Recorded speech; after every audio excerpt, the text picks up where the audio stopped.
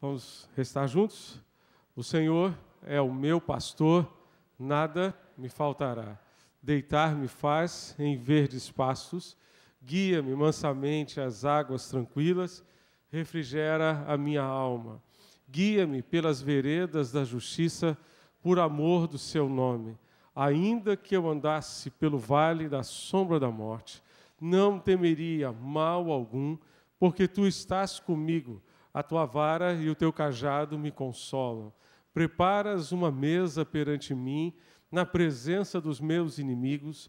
Unges a minha cabeça com óleo, o meu cálice transborda. Certamente que a bondade e a misericórdia me seguirão todos os dias da minha vida, e habitarei na casa do Senhor por longos dias. Amém? Eu queria compartilhar com os irmãos a versão da Bíblia judaica a respeito deste mesmo texto. Essa Bíblia, editada pela editora Vida, é uma tradução feita por Davi Stern, e ele diz o seguinte, o texto diz da seguinte maneira: Salmo de Davi: Adonai é meu Senhor, não preciso de nada. Ele me faz deitar em pastos verdejantes, leva-me para águas tranquilas, restaura minha alma, ele me guia em campos retos por causa do seu nome. Ainda que eu atravesse vales de escuridão mortal, não temerei desastre algum, pois tu estás comigo, tua vara e teu cajado me protegem ou me consolam. Preparas uma mesa perante mim à vista dos meus inimigos. Unges minha cabeça com óleo de um cálice transbordante. Bondade e graça me acompanharão todos os dias da minha vida, e viverei na casa de Adonai por anos e anos vindouros. Amém? Hoje pela manhã, deixa eu devolver a Bíblia da Soraya.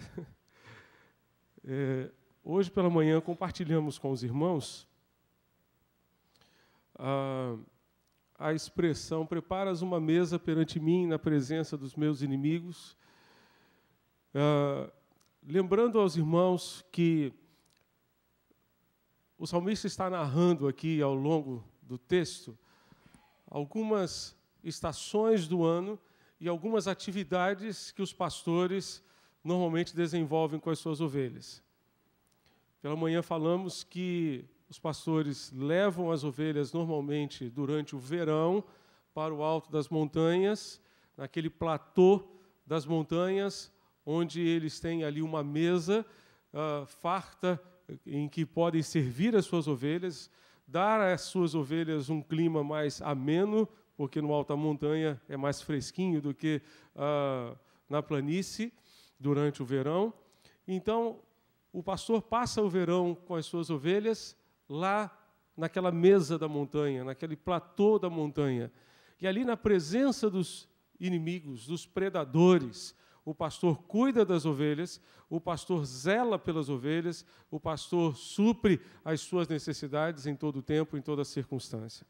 Hoje pela manhã falamos que essa mesa farta que Deus prepara para nós, ela tem como cardápio a graça, o perdão, a misericórdia. E isso ele faz na presença dos nossos inimigos, na presença do inferno, dando um nó na cabeça do inimigo, que não consegue entender a grandeza, a grandiosidade do amor de Deus para comigo, para com você. Porque Deus prepara uma mesa para mim e para você, não apenas nos momentos de festa, nos momentos de vitória, mas também nos momentos de fracasso. E justamente nesses momentos em que fracassamos, o inimigo não consegue entender como que ainda assim Deus nos trata com bondade e com misericórdia. Ainda assim, Deus nos perdoa, Deus ministra a nós a sua graça. A sua graça. E tentar entender a grandeza do amor de Deus é uma tarefa para a vida toda, e eu vou dizer, para a eternidade também. Hoje pela manhã falamos com os irmãos sobre a diferença entre graça e misericórdia. Pela misericórdia de Deus, Ele nos livra do castigo que deveríamos receber, mas pela sua graça Ele nos enche de bênçãos que nós jamais poderíamos merecer. Só que uma coisa que certamente dá um nó na cabeça do inimigo é justamente o fato como Deus trabalha nessa questão perante a sua justiça. Porque se Deus nos livra de receber o castigo que merecemos, Ele não deixa, nesse caso, de ser justo, de cumprir a sua justiça. E como é que Ele cumpre a sua justiça? Ele chega para mim e diz assim: Marcos, você errou, você pecou, você falhou nisso, nisso, nisso. E por conta disso você merecia isso, isso, isso. Esse seria o seu castigo. Mas eu estou absolvendo você dessa culpa. Entretanto, esse castigo precisa ser cumprido. Essa sua dívida para com a minha justiça precisa ser satisfeita. Precisa ser preenchida. Aí Deus vira para o seu filho e diz assim: filho, cumpre o castigo que seria para ele. Você consegue entender isso? Você consegue mensurar isso? Quantos pais e mães nós temos aqui? Levante a mão. Você gostaria de ver o seu filho sofrer o castigo de outra pessoa? Gostaria? Você gostaria de ver o seu filho sofrer o castigo de uma outra pessoa que não merece ser perdoada? Uma pessoa que não merece o perdão? Você gostaria de ver o seu filho sofrer assim? Eu não gostaria, e eu acho que você também não gostaria. Mas foi o que Deus fez. O castigo que nos traz a paz estava sobre ele, e pelas suas feridas fomos sarados. Vai entender o amor de Deus. Além dele nos livrar do castigo que merecíamos, ele faz com que o Filho pague a conta. Todo escrito de dívida que havia contra mim, que havia contra você, ele foi cravado na cruz, dando assim a mim e a você a garantia do perdão, da redenção, da salvação. Gente, isso é tremendo. Glória a Deus por isso. Glória a Deus por isso. Por esse amor inefável, por esse amor inexplicável, que vai muito além de toda a compreensão humana, de todo o entendimento. O castigo que nós deveríamos receber, quem pagou foi o Filho de Deus. O castigo, o perdão que nós não merecíamos, nos foi dado porque Jesus veio e levou sobre si o meu pecado, o seu pecado. Porque Ele veio ao mundo e garantiu assim a minha e a sua salvação, o meu e o seu perdão. Isso, sem dúvida alguma, dá um nó na cabeça do inimigo. Ele não consegue entender como é que Deus pode amar tanto a gente. Agora, um detalhe interessante para você nunca esquecer, aquela frase do Max Lucado, que Deus nos ama tanto que Ele nos aceita como somos. Mas Ele nos ama tanto, tanto, tanto, que Ele se recusa a deixar-nos como somos. Ele nos ama a ponto de nos receber, de nos acolher, de nos abraçar, assim como um pai, como aquele pai recebeu o filho pródigo. O filho que ficou vivendo na lama do chiqueiro do diabo durante algum tempo da sua vida, disputando a comida do chiqueiro para tentar sobreviver. Aquele filho volta para casa, maltrapilho, sujo, fedorento. O pai corre ao seu encontro, o abraça, o acolhe e o recebe do jeito que ele estava. O pai não vira para o filho e diz: vá tomar um banho, vá trocar de roupa, depois vem cá para eu abraçar você. Não, ele abraça o filho do jeito que ele estava. Todo sujo, todo fedido. Ele o abraça daquele jeito. Mas depois de o abraçar e de novamente declarar que ele era seu filho, porque o que nós merecíamos, assim como aquele filho pródigo, era ser chamado simplesmente de seu empregado. Trata-me como um dos teus empregados. Trata-me como um dos teus jornaleiros, aqueles que trabalham por jornada, né? Não é aquele que vende jornal na banca, não. Mas jornaleiro no sentido daquele trabalhador que trabalha por jornada. Trata-me como um dos teus jornaleiros, trata-me como um dos teus empregados, pai. Não, você ainda é o meu filho. E aí o pai chega, chama os seus servos e diz, deem um banho nesse menino, troquem a roupa dele, tragam um chinelo para ele. Quem anda descalço é escravo. Tragam o meu anel, porque o anel era símbolo de filiação. O pai o recebeu do jeito que ele estava, mas se recusou a deixá-lo do jeito que ele estava. Você não vai ficar aí andando fedorento, maltrapilho, desse jeito. Vamos lá, tomar um banho, mudar de roupa e vamos matar o bezerro gordo, porque nós vamos dar uma festa hoje. Isso é graça de Deus. Então, Deus nos ama tanto que Ele nos abraça, nos acolhe, fedendo, cheirando mal, maltrapilhos, sujos. Ele nos abraça desse jeito. Mas Ele se recusa a deixar-nos desse jeito. Ele nos dá uma nova roupa, nos dá um novo anel, nos dá novas sandálias. Ele faz uma festa, porque a Bíblia diz que há uma festa no céu toda vez que um pecador se arrepende. Gente, então, se há uma festa no céu toda vez que um pecador se arrepende, então que o céu esteja sempre em festa. Amém, irmãos? Que o céu esteja sempre em festa e que nós estejamos sempre exaltando e glorificando o seu nome. Mas o texto continua. O texto continua e lembra para mim e para você outros aspectos assim muito interessantes da atividade do pastor com o seu rebanho, da atividade do pastor com as suas ovelhas. Ele vai dizer o seguinte: preparas uma mesa perante mim, na presença dos meus inimigos, unges, o que, irmãos? A minha cabeça com óleo, o meu cálice transborda. O meu cálice transborda. Bem, no verão, o pastor, então, prepara a sua mesa para as suas ovelhas. Entretanto, o verão é também uma época bem interessante. É no verão que a cabeça da ovelha é ungida com óleo e o seu cálice transborda. E por que a cabeça da ovelha precisa ser ungida com óleo? Por alguns motivos bem interessantes. Na linguagem do pastor de ovelhas, o verão é também tempo de moscas. Aqui, no Rio de Janeiro, o verão é tempo de Aedes aegypti, é tempo de dengue, é tempo de insetos, é tempo de zika vírus. Misericórdia, Jesus, só a graça do Senhor. É tempo em que os insetos surgem com a chegada da estação quente, causando sérios problemas à saúde das ovelhas. As moscas varejeiras, os pernilongos, outros insetos proliferam nessa época do ano, né?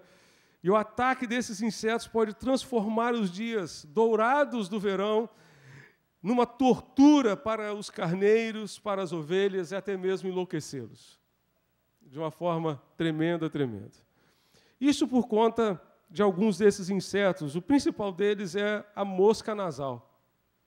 A mosca nasal. As ovelhas são muito assediadas por essa mosca.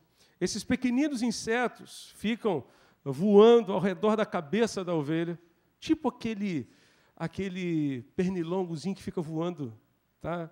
Às 3 horas da manhã, sobre a sua cabeça, cantando no seu ouvido, e você acorda, e depois mata aquele bicho, suja a cortina do seu quarto, leva uma bronca, depois mancha e não tem como tirar aquela sujeira do sangue, que é o seu sangue, que ele tomou de você. E aí você fica... Eu me lembro, gente, da época que a gente morava em Itaguaí, em Piranema. Meu Deus, o nosso quarto era branco assim, mas todo manchado de sangue, de tanto pernilongo que a gente matava. Lembra, Soraya? Né? Não era nem a cortina, não dava nem para usar a cortina, porque era muito pernilongo. Muito pernilongo. Né? E onde a gente mora hoje é uma festa de pernilongo, né? Só a graça do Senhor mesmo, a ter misericórdia de nós. Muito, muito pernilongo. Teve um dia que o pessoal marcou um futebol lá em casa, à noite, o pessoal aqui da igreja, o pessoal foi jogar bola lá. Falei, meu Deus do céu, eles disseram comigo, pastor, nós nunca vimos pernilongo desse tamanho. Eu falei, aqui tem. Aqui tem. Essas moscas, nasais, elas ficam voando ao redor da cabeça das ovelhas, causando perturbação, causando irritação. E muitas vezes elas se alojam na cavidade nasal, no interior da cabeça das ovelhas, causando também inflamação. Inflamação. E na ânsia de livrar-se da agonizante tortura, as ovelhas deliberadamente batem as suas cabeças, né, a sua cabeça contra árvores, contra pedras, contra arbustos, porque elas querem se livrar daquela tortura, querem se livrar, portanto, daquela situação. Esfregam a cabeça no chão, procuram coçar-se na vegetação.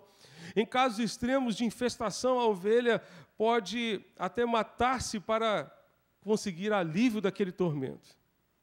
Por vezes, essa infecção acaba levando até a cegueira da ovelha. E por causa disso, quando essas moscas começam a voar no meio do rebanho, algumas ovelhas tornam-se inquietas pelo medo e pelo pânico. Batem as suas patas freneticamente, correm de um lado para o outro no pasto, tentando desesperadamente fugir ao ataque desses enxames. Algumas correm tanto que acabam caindo de exaustão. Outras abanam a cabeça para cima e para baixo durante horas e horas. Também se escondem em arbustos que lhes oferecem um pouco de proteção. Em algumas ocasiões, recusam-se totalmente a passar em campo aberto, porque têm medo dessas moscas. Todo esse nervosismo e perturbação tem um efeito extremamente negativo na vida das ovelhas. Ao primeiro sinal da presença desses insetos entre o rebanho, o pastor normalmente aplica um antídoto à cabeça das suas ovelhas. Normalmente ele usa um remédiozinho caseiro e pega esse remédio, esse óleo, e aplica na cabeça das ovelhas para protegê-las dessas moscas. E isso provoca uma transformação tremenda. Logo que o óleo é aplicado à cabeça das ovelhas, ocorre uma mudança imediata no seu comportamento. Elas são transformadas no seu jeito de se comportar, ficam calmas, ficam serenas, porque sabem que elas estarão protegidas. Queridos, muitas vezes são as perturbações pequenas, são as perturbações mesquinhas que destroem a nossa tranquilidade, que roubam a nossa paz, que geram perturbação, que geram ansiedade ao nosso coração, que destroem muitas vezes o relacionamento de uma família. Eu costumo dizer aos casais que são os pequenos atos que constroem ou que destroem um casamento. Coisas pequenas, pequenas palavras, pequenos gestos, pequenas atitudes, muitas vezes vão fazer uma grande diferença para o bem ou para o mal na vida de uma família. E, normalmente, essas pequenas irritações se tornam situações cadentes que quase fazem as pessoas subirem pela parede. Por vezes, um problema mínimo, mas atordoante, nos atormenta ao ponto de nos sentirmos desgastados, disse Philip Keller. E, desse modo, ficamos frustrados, ficamos abatidos. E, como acontece às ovelhas, é preciso haver constante e renovada aplicação do óleo na minha vida, na sua vida, para evitar o ataque das moscas.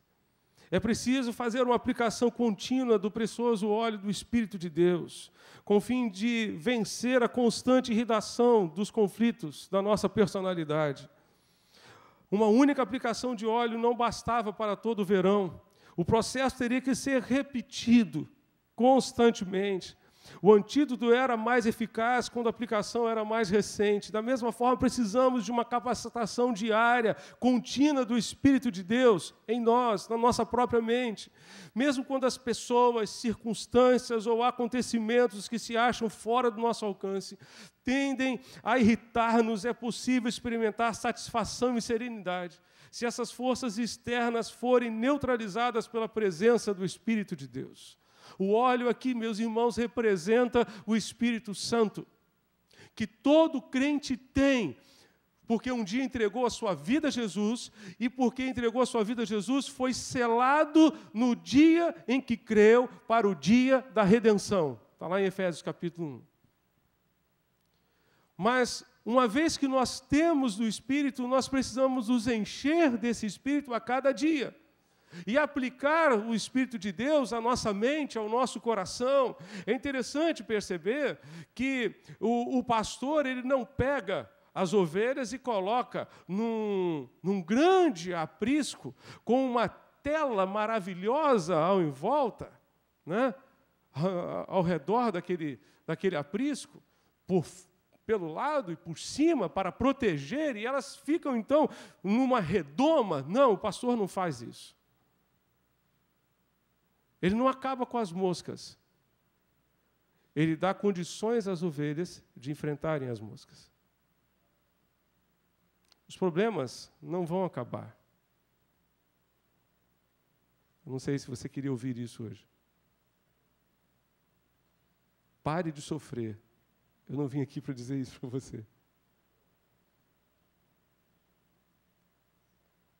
Eu vim aqui apenas lembrar a você que é muito melhor sofrer com Jesus do que sofrer sem Jesus. Os problemas à nossa volta, as moscas vão continuar voando. Mas à medida em que você se encher do Espírito de Deus, você terá melhores condições de enfrentar tudo isso. À medida em que você se encher do Espírito de Deus, você terá melhores condições de enfrentar os problemas da sua vida. Se você se encher do Espírito de Deus, você será um marido melhor. Você será um esposo melhor, uma esposa melhor, um filho melhor. Você será uma bênção para a sua família, uma bênção no seu local de trabalho.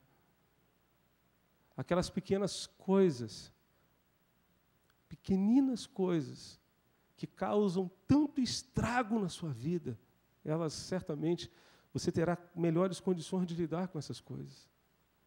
E não permitir que essas coisas, muitas vezes tão pequeninas, minem o seu ânimo, minem a sua resistência, minem a sua disposição de servir a Jesus, de vibrar com os valores do reino de Deus, de vibrar com o reino de Deus, com o fato de ser um discípulo de Jesus, de querer viver para Jesus a cada dia. Não, você não vai deixar. Porque o Espírito de Deus inundará a sua vida de tal maneira. Você não terá apenas o Espírito, mas você será cheio do Espírito de Deus.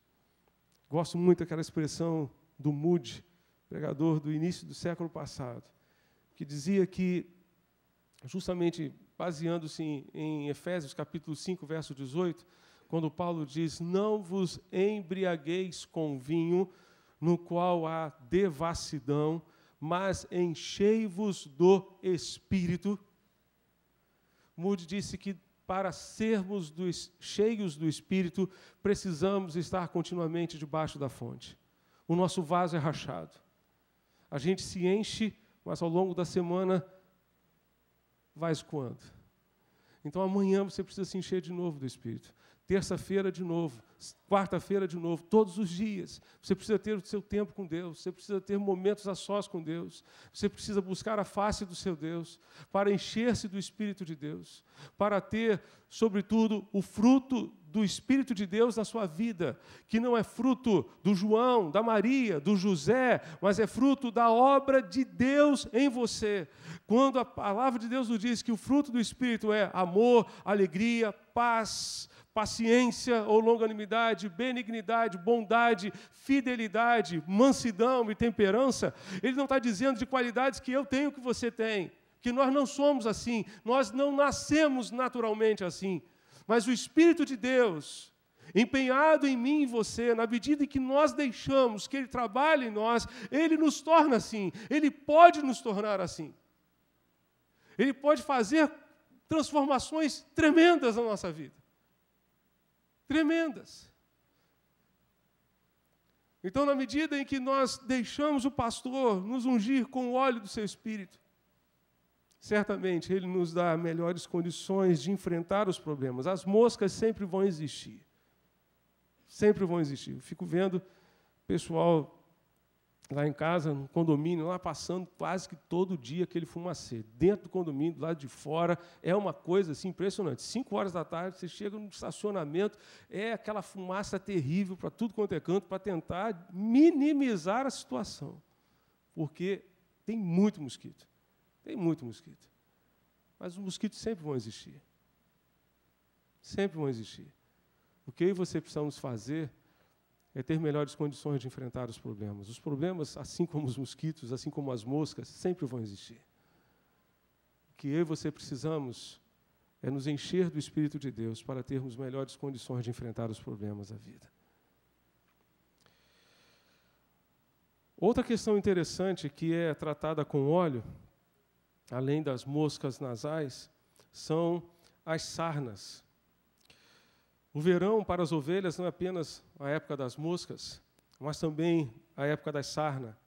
A sarna é uma afecção altamente contagiosa e muito comum entre os rebanhos de ovelhas por todo o mundo. Ele é causado por um parasita pequenino, microscópico, que prolifera na época do calor e espalha pelo grupo, passando de um animal infectado para outro. Vai infectando um a um. E nesse caso também, como no caso das moscas, o único antídoto eficaz é a aplicação de óleo de linhaça com sulfa e outras substâncias químicas que podem controlar essa afecção. E esse óleo também é aplicado nas ovelhas, especialmente no verão. Em muitos países, onde a criação de ovelhas é intensa, constroem-se fossos próprios onde elas são imersas numa solução especial. Cada animal é totalmente coberto por essa solução, de modo que todo o corpo fique bem molhado. Mas o mais interessante, a parte mais difícil de ser molhada por esse óleo é a cabeça. É a cabeça da ovelha.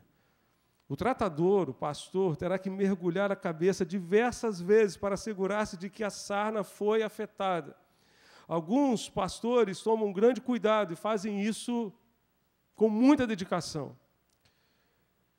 O que isso tem a ver comigo, com você, que somos ovelhas desse grande pastor? Queridos, a maior batalha espiritual que nós enfrentamos está onde? A maior batalha espiritual que enfrentamos está aonde? Está aqui. Está na mente. Está na cabeça de cada pessoa, de cada ser humano. Na vida cristã, a maioria das contaminações do mundo, do pecado, de tudo que macula, que enferma espiritualmente, as pessoas vêm através da mente. Nossos pensamentos, ideias, emoções, decisões, impulsos, estímulos e anseios são todos formados e moldados pelo contato da nossa mente com outras mentes, com outras pessoas. E assim como uma sarna que vai passando de uma pessoa para outra pessoa, de uma ovelha para outra pessoa, vai contaminando. E nós vivemos numa sociedade contaminada pela sarna do pecado. Contaminada. Em nossa era de comunicação em massa, o perigo da mente massificada agrava-se terrivelmente. Algo que você precisa perguntar a si mesmo constantemente é: quem está fazendo a minha cabeça? Quem está fazendo a minha cabeça? É a palavra de Deus? As suas decisões estão sendo tomadas de acordo com a palavra de Deus, de acordo com a direção de Deus na sua palavra, ou você tem se deixado levar por tantos oferecimentos e por tantas sugestões que o mundo tem lhe apresentado? Hoje, os meios de comunicação, televisão, rádio, revistas, jornais, assim como professores na escola, pais, colegas de escola, todos eles podem ser usados para fazer a minha e a sua cabeça contra os valores de Deus, contra a palavra de Deus. A palavra de Deus. É impossível expor-se a um contato com tais coisas sem ser contaminado. Os padrões de pensamento das pessoas estão se tornando cada vez mais detestáveis à luz da palavra de Deus. Isso é precisamente o oposto do que as Escrituras ensinam. Jesus, certa vez, contou uma parábola a respeito de 4 tipos de solos. Você se lembra dos 4 solos? Se lembra dos 4 solos, a parábola do semeador? Qual era o primeiro solo? Qual era o primeiro solo? O solo da beira do caminho. segundo solo pedregoso, cheio de pedras. O terceiro solo, de espinhos, que sufocam a palavra e a tornam infrutífera, e ela então morre. E o quarto solo é o bom solo, não é verdade? O primeiro solo tem uma particularidade bem interessante, uma peculiaridade bem interessante. O solo da beira do caminho é aquela trilha na mata. Você já andou na mata, já teve a oportunidade de fazer uma trilha, né? Aqui no Rio de Janeiro tem várias trilhas por aí que você pode fazer com um grupo de amigos. Não vá sozinho, vá com um grupo de amigos para não se perder. Mas, muitas vezes, quando as pessoas começam a passar por determinados locais na mata, vão pisando sempre naquele lugar e vão formando uma trilha. Vão formando uma trilha. Então, aquele solo da beira do caminho passa a ser um solo duro, um solo rígido. A semente, se ela cair ali, não vai fazer a menor diferença. A semente não vai fazer a menor diferença, ela não vai germinar, ela não vai crescer ali. E justamente esse solo tem algo a nos ensinar, semelhante à questão aqui da nossa mente.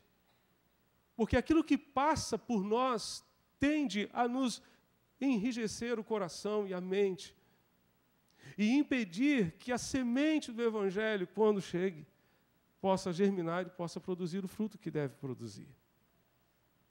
Aquilo que passa por nós todos os dias pode endurecer o meu e o seu coração em relação à palavra de Deus, em relação à semente do Evangelho que Deus está lançando sobre mim, sobre você, diariamente, semanalmente, o tempo todo.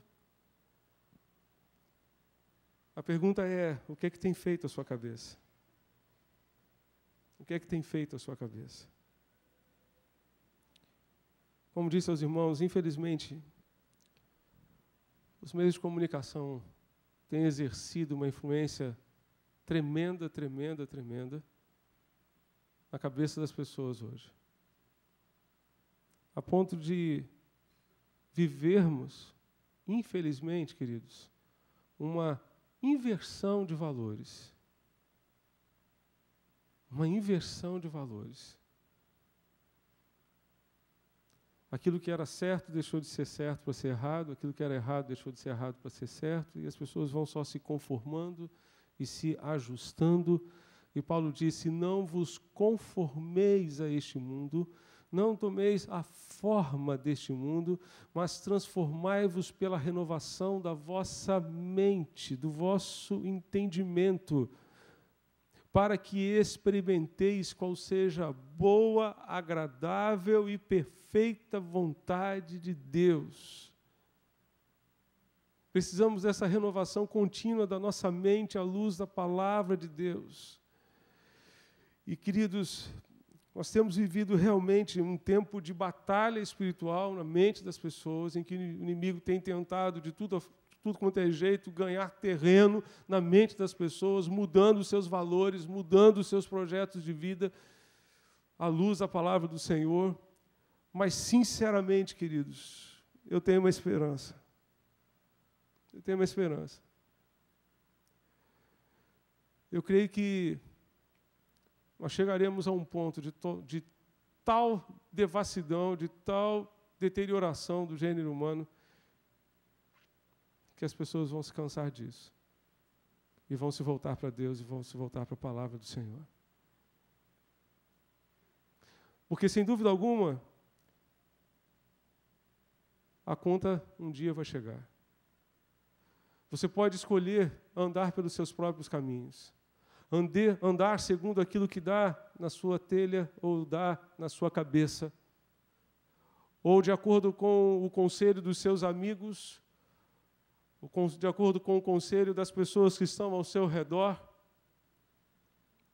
Você pode tomar a decisão, mas um dia a conta vai chegar. Um dia a conta vai chegar. E esse dia, certamente, de ajuste de contas, será um dia doloroso para todos nós. Porque haverá um dia de prestação de contas para mim, para você, para cada um de nós. E esse dia será um dia bem difícil. um dia bem complicado. Então, em nome de Jesus, deixe que a palavra de Deus faça a sua cabeça. Deixe ser moldado pela palavra de Deus. Molde os seus valores, os valores da sua casa, os valores da sua família, segundo a palavra de Deus, segundo o propósito de Deus para você, o propósito do Senhor para a sua vida. Mas o texto nos diz ainda: o meu cálice transborda. O meu cálice transborda. Passando do verão para o outono, nos dias do outono, as ovelhas já estão livres das moscas, já estão livres dos insetos e também da sarna. E nenhuma estação, ao entrar, encontra as ovelhas em melhores condições, fortes, resistentes, saudáveis. E aqui Davi vai dizer, em alto e bom som: o meu cálice transborda. Mas, ao mesmo tempo, nessa época do ano, do outono, ocorrem nevascas inesperadas, tempestades de granizo que subitamente envolvem as colinas. O rebanho e seu proprietário podem enfrentar dificuldades imensas por conta das condições climáticas. É nesse quadro que nós podemos encontrar o significado dessa expressão, meu cálice transborda, porque muitas vezes o nosso cálice vai transbordar de dor, de sofrimento, de tempestades, de adversidades ao longo da nossa vida, da nossa trajetória. Jesus Cristo, ali no jardim do Getsêmani, antes de ser preso, antes de ser martirizado, antes de sofrer toda aquela agonia, ele disse: Pai, se é possível, passa de mim o quê, irmãos? Esse cálice. Todavia não seja feita a minha vontade, mas a tua vontade. Entretanto, se Jesus não tivesse tomado esse cálice, se Jesus não tivesse derramado a sua vida em nosso favor, onde nós estaríamos hoje? Onde nós estaríamos hoje? O nosso Mestre deu-nos a sua vida, o sangue do seu sofrimento, o seu cálice transbordante ali na cruz do Calvário. E Ele está conosco em cada tempestade, em cada situação. O nosso pastor está atento a cada desastre iminente que ameaça o seu povo. Ele já passou pelas tormentas do sofrimento antes de mim e de você, levou as nossas dores e conheceu o que é padecer. E não importa, então, que tormentas tenhamos de enfrentar, pois a sua própria vida, força e vitalidade são derramadas em nossas vidas, que transbordam com a vida dele. O meu cálice transborda, diz o salmista. Muitas vezes vai transbordar de sofrimentos, de angústias, de tempestades, de dores, mas ainda assim nós temos o consolo de ter o pastor conosco. E essa é a melhor notícia que eu tenho para você nessa noite. Ele está aqui. Ele está presente entre nós. E vai continuar ao seu lado. Ainda que o seu cálice transborde de dor, transborde de sofrimento, transborde de angústias e aflições da vida, Ele estará com você em todas as circunstâncias, em todas as situações da sua vida. Queria convidar você para fechar os seus olhos e orarmos a Deus, o nosso Senhor,